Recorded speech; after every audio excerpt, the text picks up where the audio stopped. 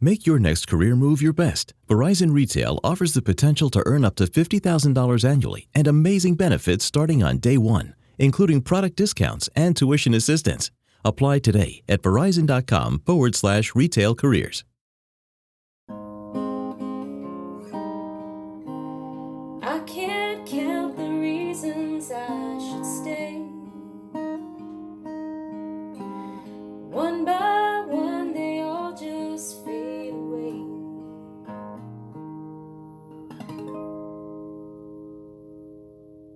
Welcome to Greendale. Hello, everybody, and welcome back to our podcast about the NBC cult comedy classic Community. I'm your host, Michael Smallwood, along with Jillian Clayton Smallwood and Sadia Matthews. And today we are talking about Season 4, Episode 9, Intro to Felt Surrogacy. Jillian, synopsis. Dean Pelton prompts the study group to use puppets to relive the traumatic events of a recent adventure. This episode was directed by Tristram Shapiro, written by Gene Hong, and it aired April 11th, 2013. Sadia, initial thoughts. I wish you guys could have seen the look on my face when I realized that they weren't all sitting in silence because of Jeff's weird little haircut. I hate Oh, his is that haircut. what you thought? I really thought they were all just like awkwardly sitting around the room waiting for someone to finally say, "That's an awful haircut," but it didn't happen. So Jeff does not look good this episode, but I appreciate it because it's kind of just, Jeff is the one that shows these past 3 or 4 days of, or week, however long it's been, of silence and awkwardness the most. Like, it looks like it's truly worn on Jeff. He's not even perfectly shaved. He has a little bit of stubble going on and everything. He does, yeah. Yeah. He really does. Yeah, Jeff looks terrible. Yeah, Jeff looks bad. Jeff looks real bad in this episode. I thought, I couldn't remember how this episode started, and so I thought they were sitting around waiting for Pierce. Yeah, because Pierce isn't there in the beginning. Because Pierce isn't there, and I thought they were waiting around for him. Is he just still taking a poopy doop in the woods? In the forest? He just got left? Yeah, that's the last time we see him is him sharing his quote unquote secret. I'm sure he's got something a little deeper than that. Like, Pierce, we knew you didn't actually have sex with Eartha Kitt. But apparently he did dry hump her. I don't even believe that. You think he lied about telling the truth about his lie? Yeah, I think it's just to make him feel better. I think the whole thing's a lie. Anyway, that's the last time we see him is he's squatting on a log. In theory, yeah, he's. Some say he's been in those woods till this day. He's pooping on that log, just to eating this those very berries. day. Some say he's pooping. Some say that in the winter months, if you listen just right, you can still hear Pierce pooping. Ew. Oh, God. That's gross. That's gross. That's gross? That's too far? Gross. Yes. I do actually think this cold open is hilarious. Because they don't say anything. We just get them awkwardly sitting around the table looking at each other weirdly. It is uncomfortable.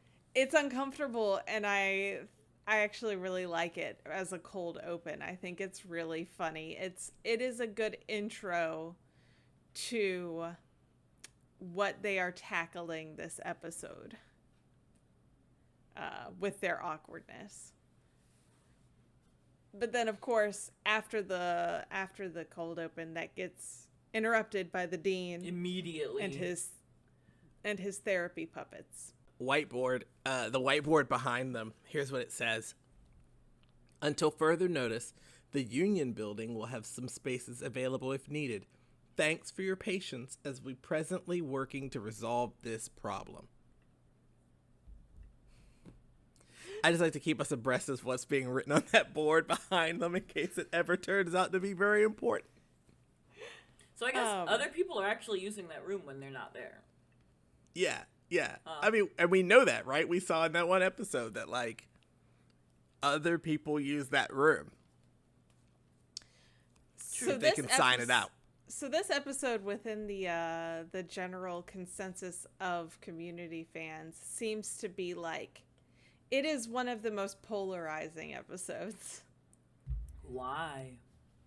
There are a lot of fans that absolutely hate this episode. Like, we'll call it the worst episode of Community.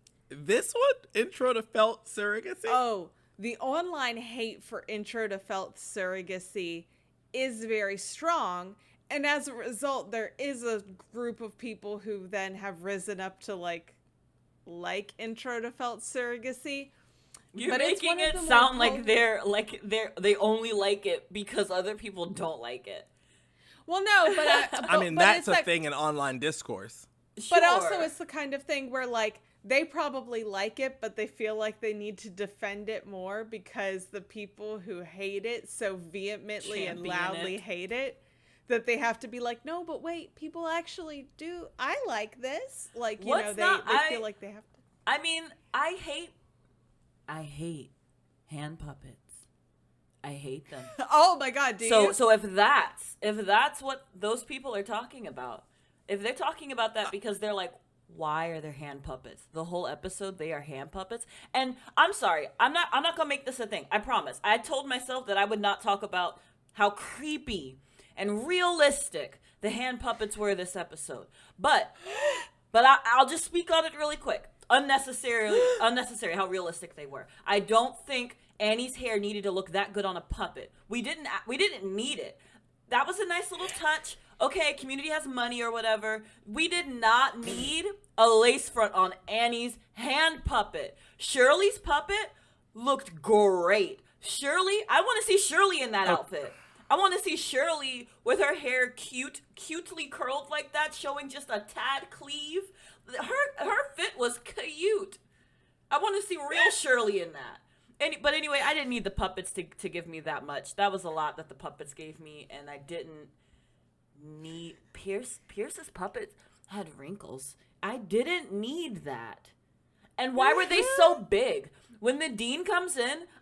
This is the last thing I'll say. When the dean comes in with all those other students, he's standing behind them, and I'm looking at the size difference, and I'm like, why the fuck are these puppets so big? He shouldn't be standing there like that. That scale does not make sense. How big are these damn puppets? I hate it. I did enjoy this episode. I am so sorry. I am so sorry. I might have needed a CW, a TW warning before diving into this. Yeah. And then also it was like musicals. Oh my God, the jokes that people were doing quietly with their puppets. Troy's puppet was like nodding off and falling asleep. Why? They gave them life. They gave them their own life.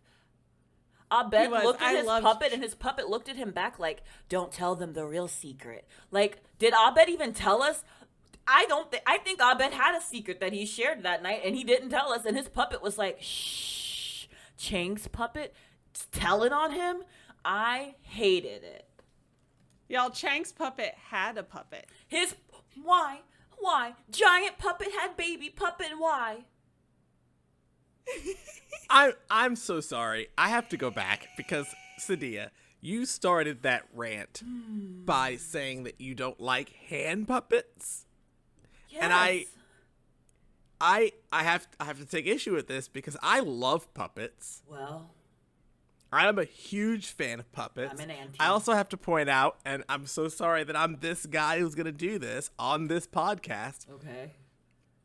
But the puppets that the dean hands the study group, those are hand puppets. The puppets that the study group become in the adventure flashback, those are hand rod puppets. No, absolutely. You are correct. They are different kinds of puppets. I get that. And just for everyone's clarity, I will go ahead and specify this. I hate hand puppets. I hate hand rod puppets. I hate mascots. I hate it in every form. This is wild. Every scale, I hate it. Every scale where something is in something, Sadia. pretending to be something else, I hate it. I have You so have many questions. defended furries. Well, Sadia's not going to shame a kink. I'm not going to shame nobody's kink. But also, I'll note that furries necessarily aren't always into mascots. But a lot of them are in fursuits. Okay, and I mean, I'm equally hating on furries. Elmo. Okay. I would ask what's the difference Avenue between Q. a mascot and a furry. That's what I was thinking about the fursuits. Obviously, I understand what the difference is. A mascot is representing something, and a furry is just someone's fursona. But like, I would ask from a mechanical standpoint, Sadia, what do you see as a difference between mascots and furries?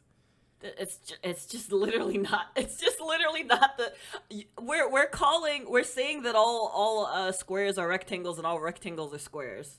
That's basically the difference here, is that every furry is not into putting themselves in a full body 20-pound costume. Like, sometimes it's just a tail and some ears. You have specifically issues with the giant if it's just costume. a tail and some ears, live your life. If you are running after me in a fox suit, stop. Sadia, what is your issue with puppets? I'm gonna cry. I don't like them. Sadia does look traumatized. Are you afraid of them? I don't. Is it fear? I don't know what it is, you guys. I don't have an answer. It's not logical. Maybe it's all emotion, and that's okay. What about the Muppets? Do you not like the Muppets? No, they're puppets. I mean, yeah, they are, but like, that's so weird to me because I love puppets. I love puppets, man. From Boone I don't know. on. Like, how do you know that the person in there is actually the person in there and not just the puppet? How do you know? Usually you can see them. No, but like, you how? can see but the whole adult. Like, what if it's not?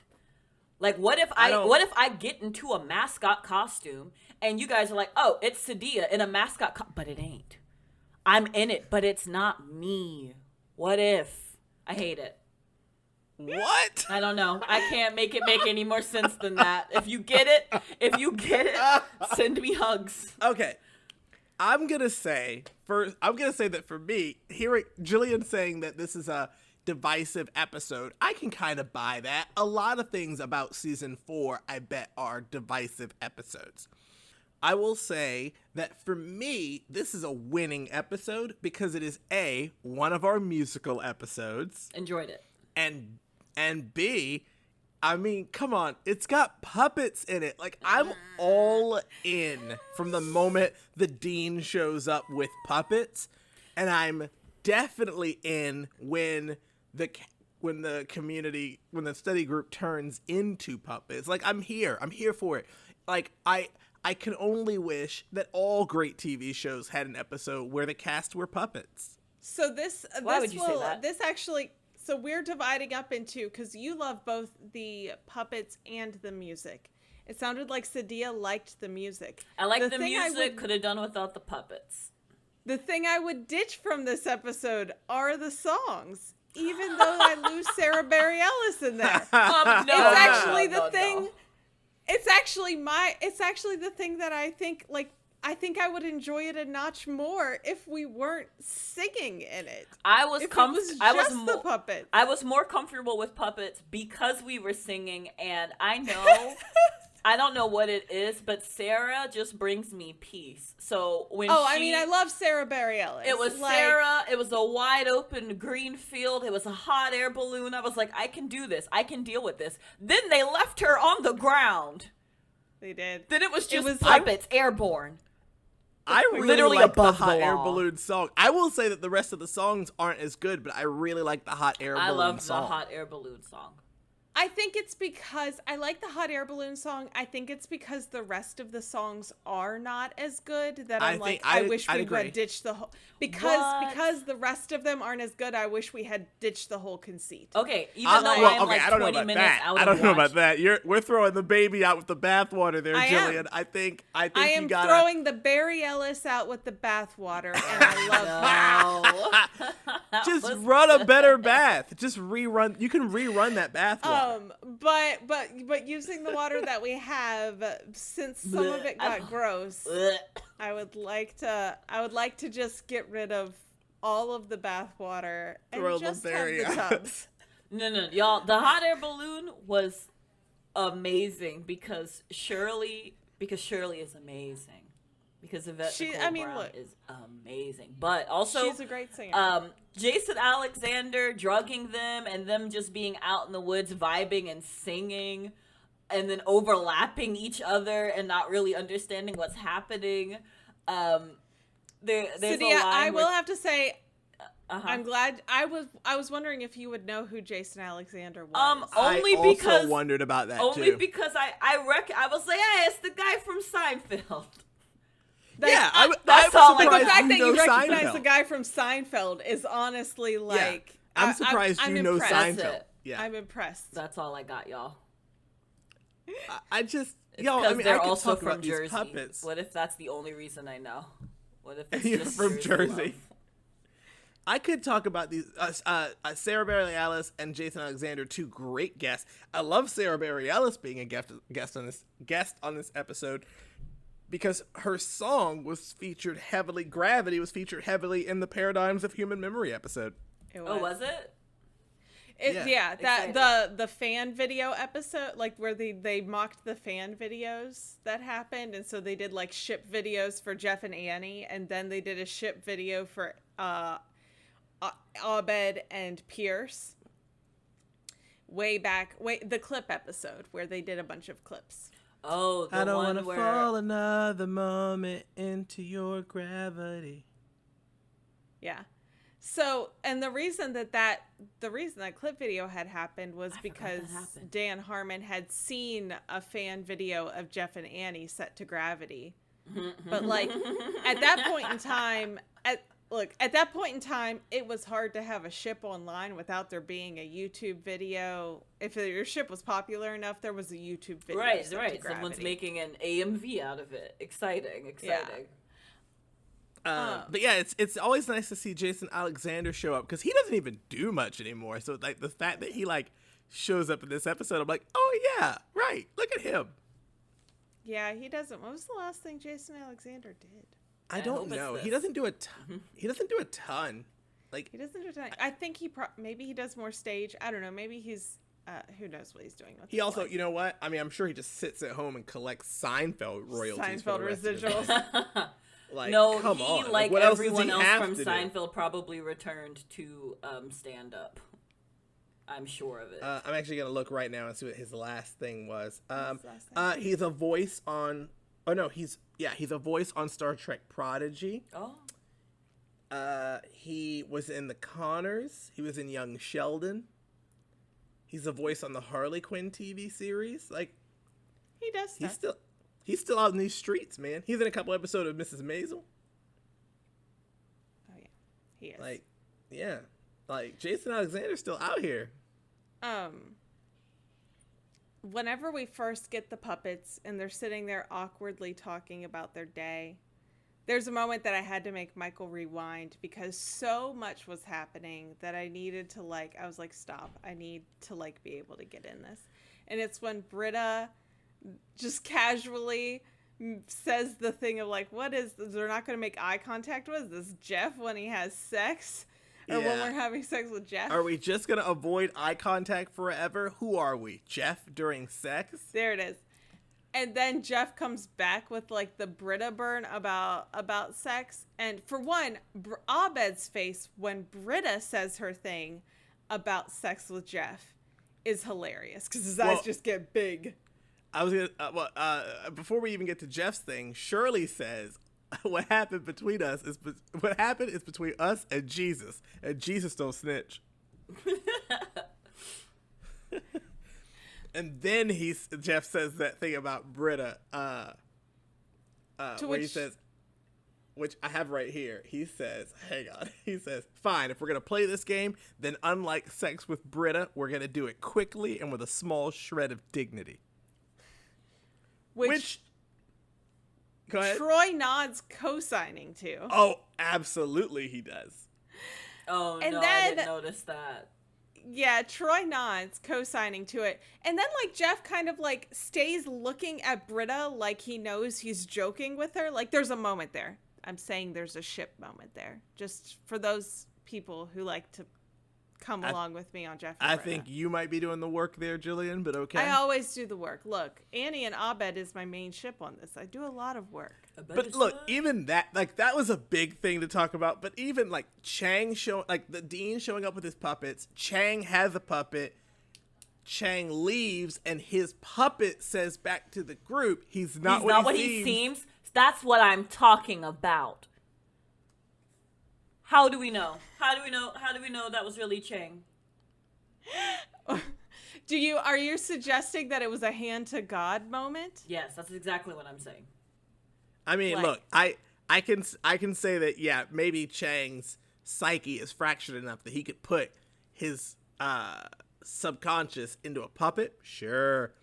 Am I saying that I could also physically see that Chang's controlling that puppet? Yeah, because he right there. Okay, but also Yeah, but maybe again- when we don't look at our hands, they do weird things. Also, What are again, you talking Michael- about? I Can don't you know. not Like feel maybe your it's an hands right idle now? hands thing. I don't know, you guys. I don't idle know. hands. It's a idle hands is a thing. Also, Michael, again, I'm going to make the hand to God reference. Look, I get the hand to God reference, but we also know for a fact that even in the situation of hand to God, like Kid, his hand is like I'm just saying the logistics of the puppet. I don't know, man. For those You're of not- you who don't know Hand to God, it is a play that is hilarious. That is about a boy who, in his church youth group, they make hand puppets, and his hand puppet possesses his hand. Look, you're not gonna make me not like puppets because I love that play. I love puppets. great. Puppets are great. Okay, I'm having a good time. The dean, Has Pinocchio. these puppets laying around. as Jeff says, why did you make, have, and bring these? And Jeff's puppet is holding a whip. He's also not wearing a shirt. Really. I He's like open. I didn't. You know what? I didn't even clock that the You puppet didn't have a clock shirt. that his shirt is open and he Nope. has abs? Yeah. Nope, didn't clock that. Too Yeah. busy clocking the whip. Yeah. Yeah. Sadia, go ahead and apologize for the deed. I'm not apologizing for anyone. Those are his puppets. Sadia's like, Those are his. I draw the line of forgiving him for puppets. I'm fine. Like, those are his. He owns those puppets. It's not a crime to make, have, and bring puppets places. So, I mean, you're right. yeah. Yeah. What I think is odd is that Jeff actually took it and put his hand in you it. know. I don't trust anything about that, especially considering. Yeah, but yeah. Especially Ugh. considering it just had a whip. Which does that mean that he has made the puppet whip him? Anyway. You don't Well, wait. yes. You don't think that he just made a little Dean puppet too? You think that he made a puppet Jeff and a tiny little felt whip, and he made the puppet. Oh, he did have the Whip Dean him. puppet too. Never mind. He did make the Dean But puppet. I didn't even think of that, and that's so much funnier. Yeah, I wait, think hang on. that I know way. he has a Dean puppet, but I definitely I think he makes the Jeff puppet whip him. I think you are correct, Jillian. Yeah, 100% he does. Yeah, I never questioned that. Well, he could have made him act out whipping the Dean puppet, but my mind automatically went to him making the puppet whip his person. What a weird game of Twister that is That's at his house. funny. Just the logistics of it. Oh my god. Okay, but then all right, but then Sadia, help me out with the Dean. Why is he then wearing the Pinocchio costume? Okay, because Pinocchio, right, was a puppet who wanted to be a real boy. And the Dean is a dean who wants to be a real member of the Greendale study group. What the hell is the nose made out of? What is that? What is that nose? I don't know. It's very cheap plastic, I think. It's cheap plastic, It's or weird. rubber even. It's like it's like a Spirit Halloween Pinocchio nose. Yeah, I wrote at one point he's hugging Jeff and the nose is like in Jeff's face. It is incredible. He could have absolutely done better. I'm thinking it's not a nose is what I'm trying to point out. I've seen the Dean kill some costumes, and it's odd to me that when it came to breaking out a nose, he pulled out something that was more phallic than nasal. I honestly, I do think that's the nose. I just think it's a cheap one. I do. I think it's the nose to that costume because, yes, but it doesn't, it certainly doesn't have enough shape to be a toy. Like it's really, but what I mean by that is that it's very hollow. It's very flimsy. Like if it were gonna be a toy, there would be more to it.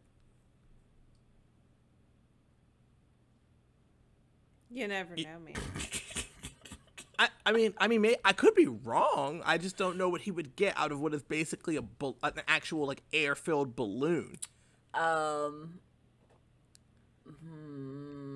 I don't know what he'd get out of that, because it's not firm.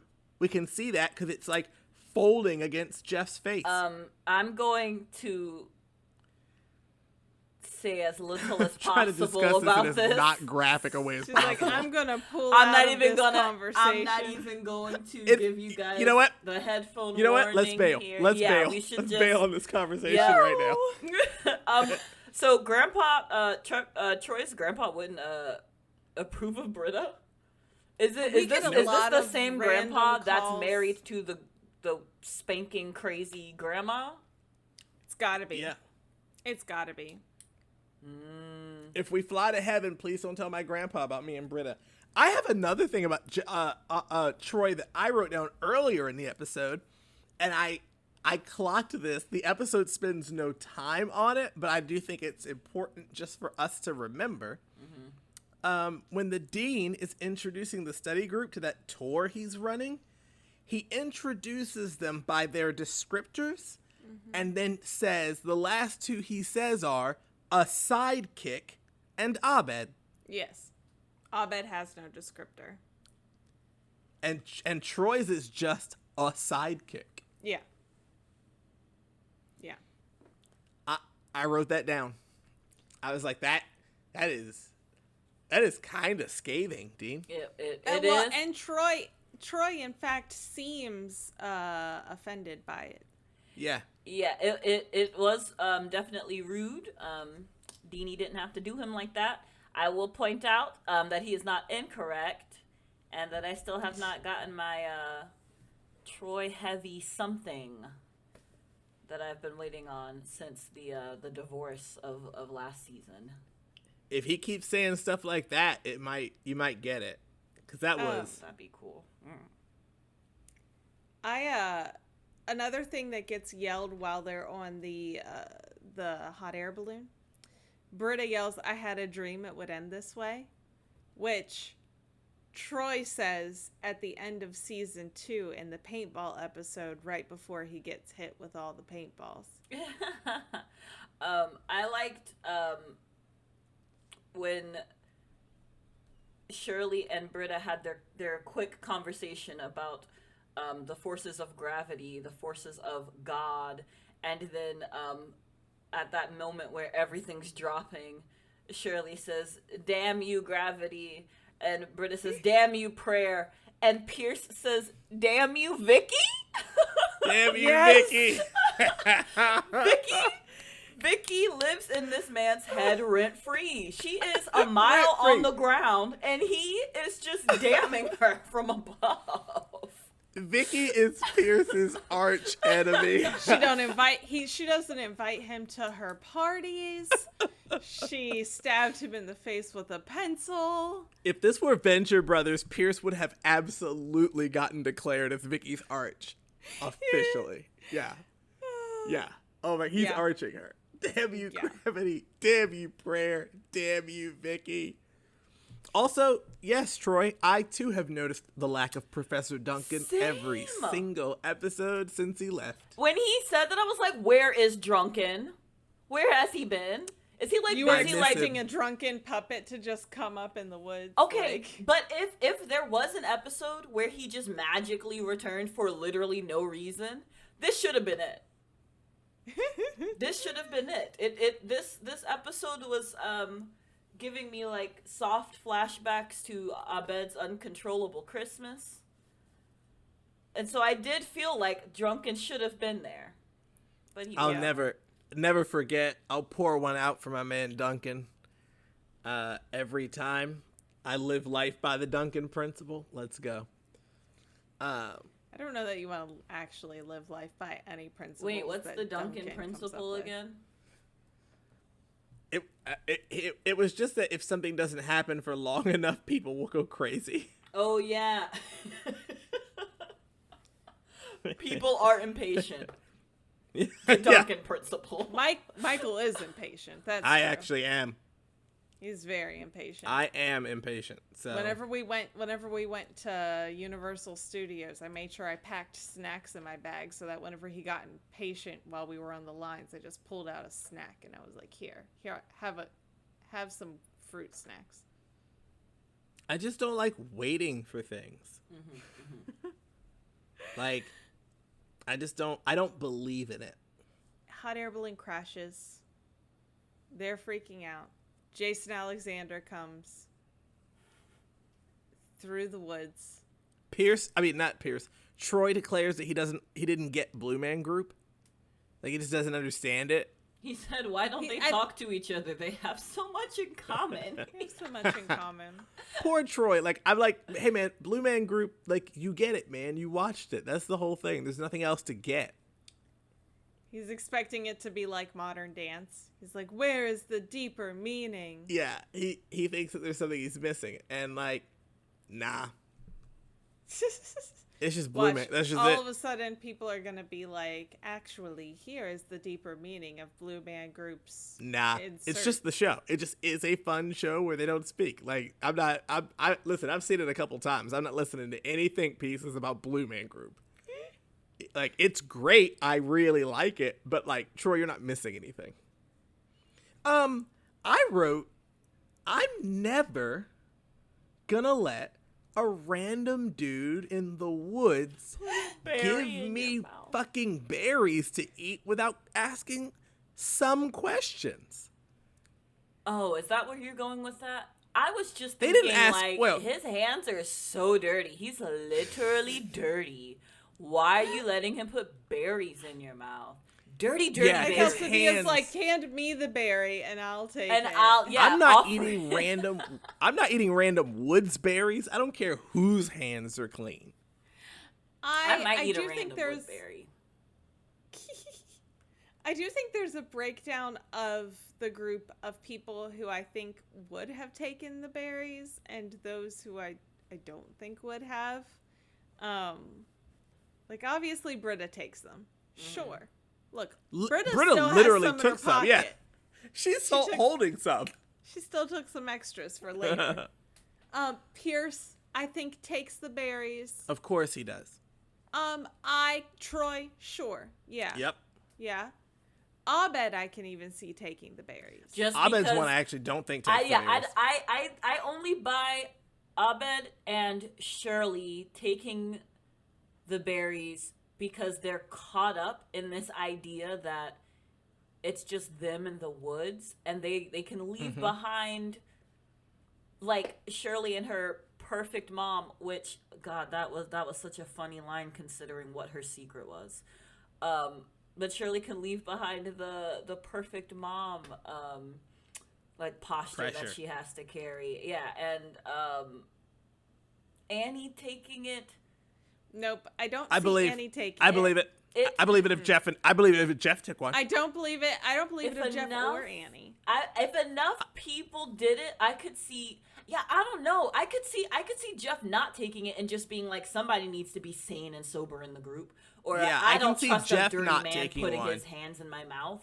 Like, But I can see Annie taking one if you get Jeff to take one. I think that Annie, especially Annie, like, she had her whole dalliance with drugs in high school. Like, I just don't see her doing it. I also don't see Abed taking it at all. I see Abed taking it because Abed frequently will do experiences that he has seen on TV or movies to do them. I think he's Yeah, here, but he's I here don't- for the I don't know group that- high.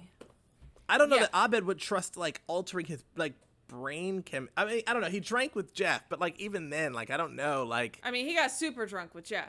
he did that. He got full on drunk with Jeff. Like, Honestly, I think the show gets away with Jeff. I don't think Jeff takes it either. They get away with Jeff and Abed and Shirley because they're in song. Because like the magic of song is how they got the them. magic of songs. That's 100% how you got them. Or the curse I don't of think that those puppets. three take them. Or it's not them at all, you guys, and it's just their puppet personas coming to life. It's the puppets. The puppets are what's taking the drugs. You're so funny about puppets. Cydia, listen, I'm gonna sit you down. Just me and some puppets I know. No, why would you do that? No. I'm gonna take you. You should come with me to the Puppet Museum in Atlanta. It's great. There's a whole museum for them? Yeah, it's great. I've never wanted to love commit it. arson more in my life. Why is there a whole building? Oh my filled god! with How dare puppets? you? A whole building dare of you. puppets? Cydia, That's listen. awful. The only thing that has stopped me from literally buying puppets Oh god. is that they are somewhat expensive, and I don't think Jillian would let me spend several $100s on one. But I really want one. You don't want that in your house. I do. I desperately want a hand and I'm rod puppet so that I glad can learn. y'all don't live on the same street as me, because that sounds exactly like how that one. What is Chucky? Is that the plot to Chucky? Chucky's a Someone doll. brings It's not the plot of it's Chucky the at sa- all. I swear That's to God, not the plot of Chucky dolls at are also all. on Chucky that list. is a doll Dolls are on from the a list. toy store, and Chucky's only bad because he is inhabited by the soul of serial killer Charles Lee Ray. Like, And it is how do we very not know specific. that all puppets are not inhabited by serial killer soul? Because not all dolls are around serial killers who happen to stab themselves with I want the ancient stats. artifact knives Somebody on the give me- nights of full moon. somebody give Have me you the even stats. watched Child's Play? Someone give me the stats. Show me the correlation between liking and keeping dolls and puppets in your house and murder. I want to see the stats. I bet there's correlation. I bet it's high. Hold on. I bet this is relevant. You can't include dolls. Kids have dolls. Yeah. And like again, Chucky's a doll. He's not a puppet. They're not related. It's the same. They're not the same. They're not the same thing.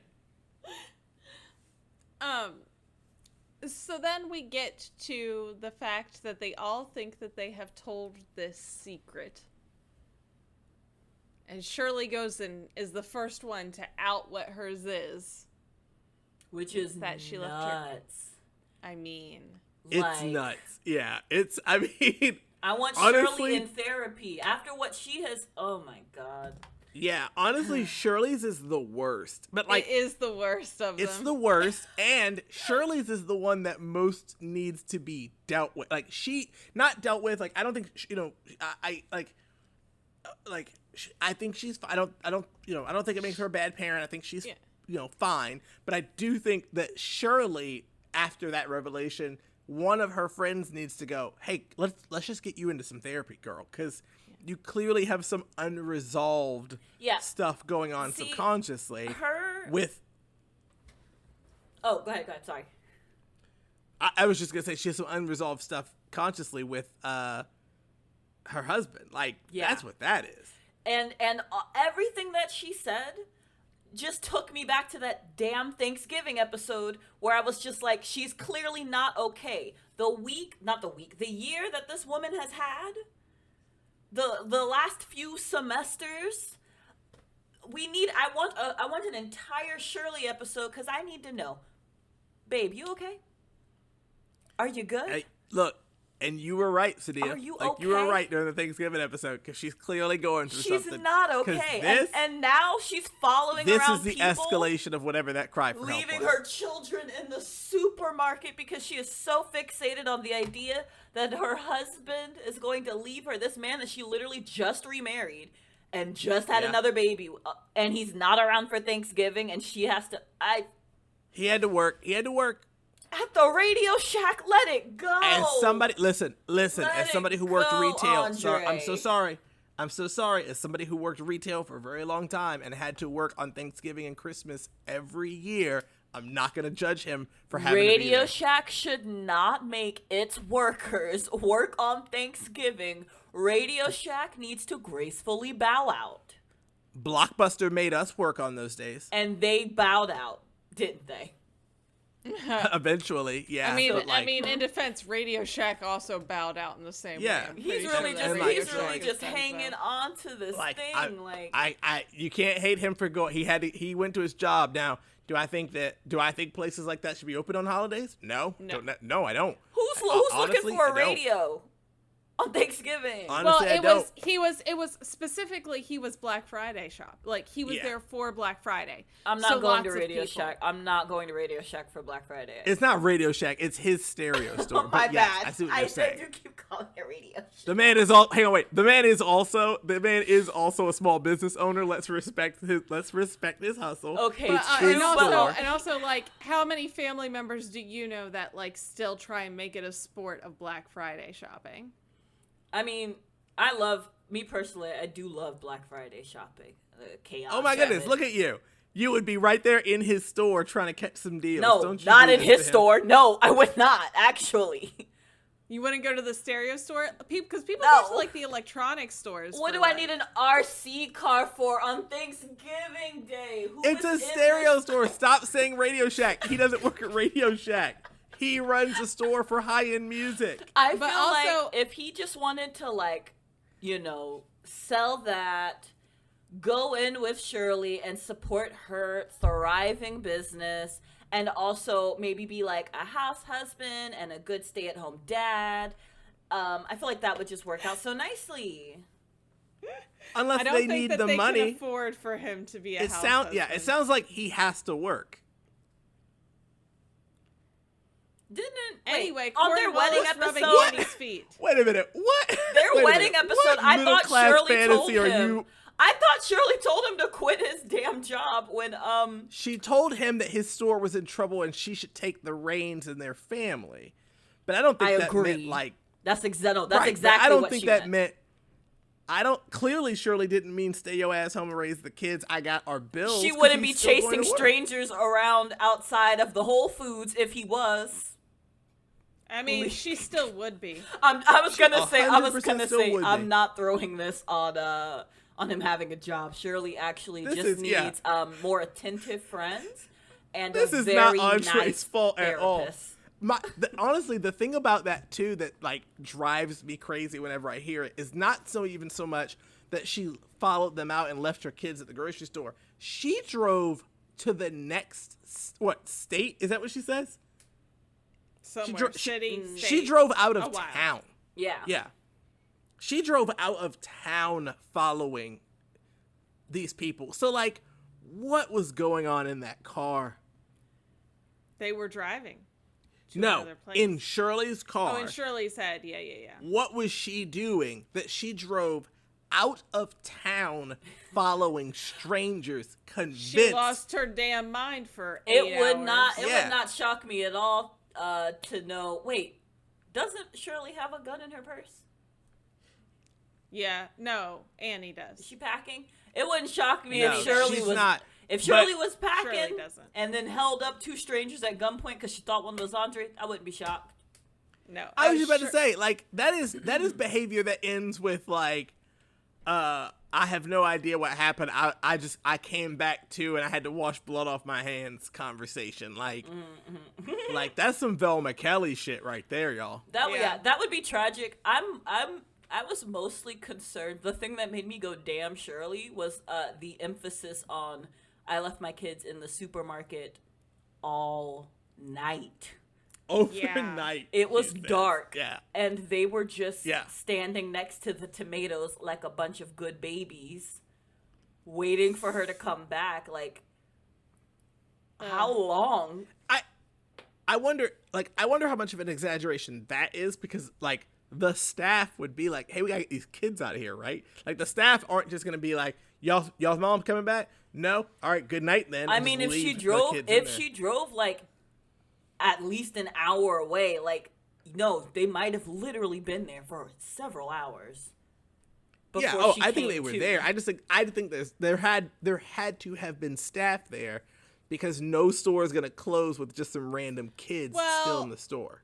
Also, this was 2013. We have moved back, but like a lot of stores were open 24 hours. Like a lot of grocery stores and like Walmart was open 24 hours. Yeah, that I actually believe too. I believe it was a 24-hour store.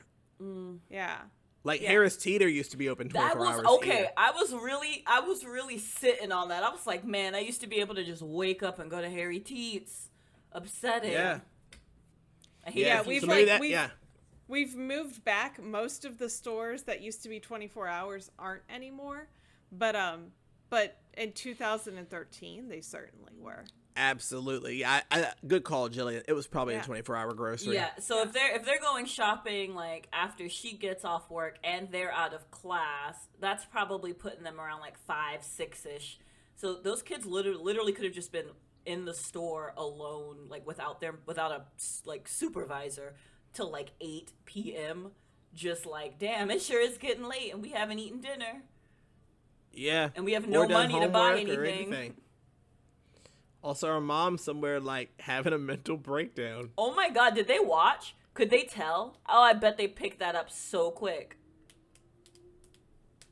I mean, the boys aren't babies. They're a little older. Yeah, they might have gotten it. I mean, look, some of them are at least like preteen teenagers. Absolutely, yeah. I think they both are, right? Are they? Because they're close in age. Yeah. Yeah. I do like Shirley's when she tells them what happened, and then she looks at them and she's like, "Look at y'all, treating me like Judas, judging me like Judy." I liked that line. I like judging me like Judy. I have something to say. I wrote this down. Mm-hmm. Jeff Winger suggesting that they all share their secret because Shirley is hurting, and the only way for them to all be back on the same playing field is if they all share their secrets again, sober, so that Shirley isn't alone. Inspired. And such a, like, loving gesture to a friend. Growth. That's season 4 Jeff Winger. That ain't season 1 Jeff Winger. That shows some growth. Yeah, that shows a new man. Because when he said that, I was like, ooh, my God, what a great thing for a friend to say to his other friends in support of one friend. Yeah. Yeah. Some of the various secrets that we get are like varying on the degree of how bad they are. I can see why they're bad for that person. I can understand why that person would want to keep it a secret. But in general, I'm like, this is not the same level as Shirley neglecting her children. Like, I get, so for like Jeff's, where he ghosted this woman because she had a kid. And so now he's... hang on. Specifically, Jeff's revelation is that he told the kid he'd go to his baseball game, and then he bailed on that. Jeff's revelation isn't even so much that he ghosted the woman. No, he ghosted Jeff the child. Bailed on a child. Well, he bailed on a child, but it's not his child, intro. you know? He started the intro like talking about, I found the perfect woman. Yes, that's he true, did. that's He true. did. But he like, threw away a relationship because he was afraid to have a relationship with a child. With the kid. Which But I I think- understand why I that's think- personal to him.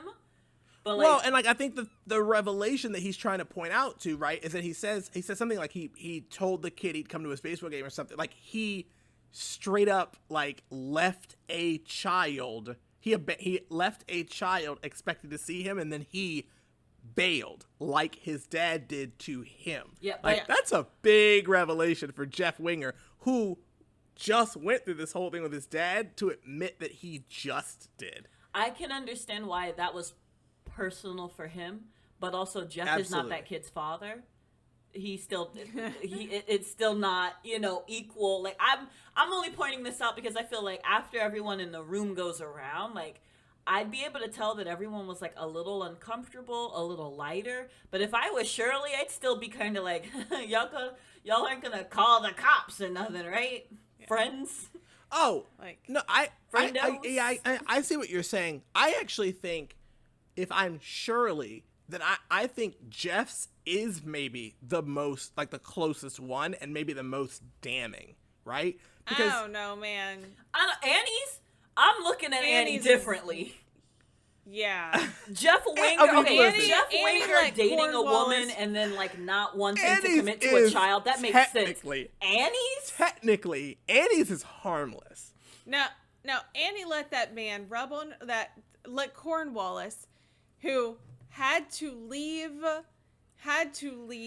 Oxford because of stuff with co-eds. Yeah. She let Cornwallis feel up on her feet for test answers. Yeah. Now, I'm not saying it's right. No, it's bad. What Annie has done here is not okay. But